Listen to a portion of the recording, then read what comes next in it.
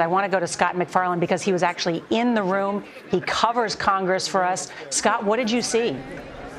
Two different people removed during the course of this address, Nora, both in the upper levels. They were spectators, one screaming about the death of a U.S. service member. Another person just behind me yelled, "You lie," when the president was addressing issues involving the Middle East. But what strikes me most, if the president is back here next year, wins re-election, gives another State of the Union address, dozens of the people he was looking at on the floor will not. There's a retirement wave underway in Congress right now.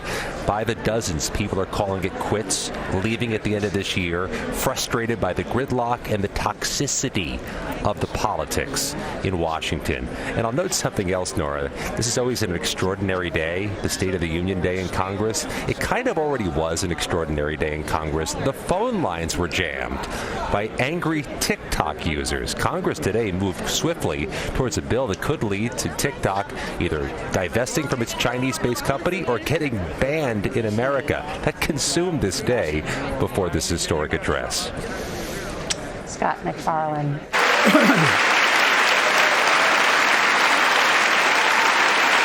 Folks, America cannot go back. I'm here tonight to show what I believe is the way forward, because I know how far we come. 4 years ago next week, before I came to office, the country was hit by the worst pandemic and the worst economic crisis in a century. Remember the fear, record losses. Remember the spikes in crime and the murder rate, raging virus that took more than 1 million American lives, of loved ones, millions left behind. A mental health crisis of isolation and loneliness. A president, my predecessor, failed the most basic presidential duty that he owes to American people, the duty to care. I think that's unforgivable. I came to office determined to get us through one of the toughest periods in the nation's history. We have. It doesn't make news in 1,000 cities and towns. The American people are writing the greatest comeback story never told.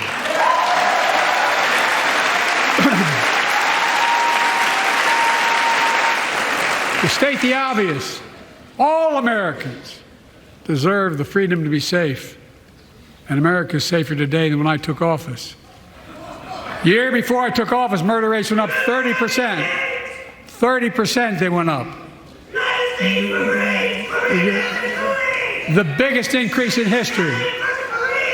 It was then, through my American Rescue Plan, which every American voted against, I might add, we made the largest investment in public safety ever. Last year, the murder rate saw the sharpest decrease in history.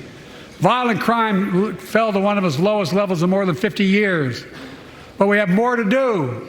We have to help cities invest in more community police officers, more mental health workers, more community violence intervention.